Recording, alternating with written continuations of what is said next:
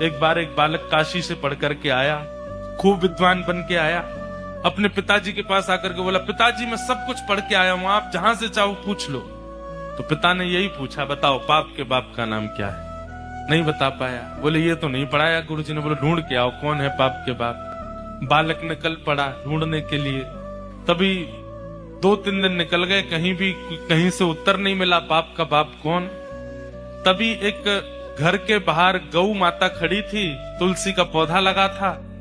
बालक ने सोचा किसी वैष्णव का घर है, 2-3 दिन हो गए कुछ खाया पिया नहीं, यहाँ पे कुछ पा लेता हूँ।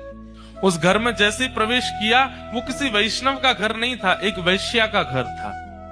तो वैश्या ने जैसे ही बालक को देखा, ब्राह्मण बालक, त्रिपुंड लगाए, शिखा रखी है, धोती पहन करके, हाथों में वेद लगे हैं, तुरंत वैश्या आई जल का पात्र लेकर के, महाराज जलपान कीजिए।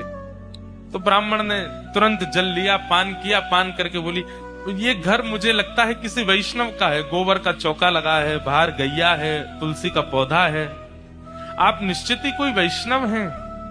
वैश्या बोली, वैष्णव का तो नहीं पता मैं हूं कि नहीं, पर मैं एक नगर वैश्या हूं। जैसे ही कहा नगर वैश्या, ब्राह्मण बालक तो तुरंत बाहर गया, वमन करने लगा, अपने पेट में हाथ लगाने लगा, पानी निकालने लगा बाहर। वैश्या बोली, क्या कर रहे हैं आप? बोले, पाप का बाप ढूंढने निकला था, वो तो मिला नहीं, तुम्हारे घर पर आके जल पी लिया, पाप और कर दिया मैंने। अरे तुम्हारे घर का पिएंगे हम, तुम्हारे हाथ का खाएंगे हम।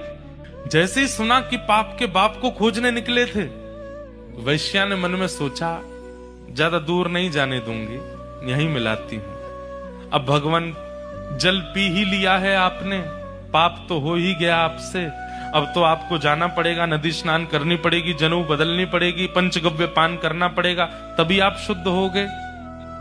ब्राह्मण बोले, और नहीं तो ये सब करना पड़ेगा तभी शुद्ध होऊंगा मैं। तो जब पाप हो ही गया है तो थोड़ा और कर लीजिए। बोले मतलब?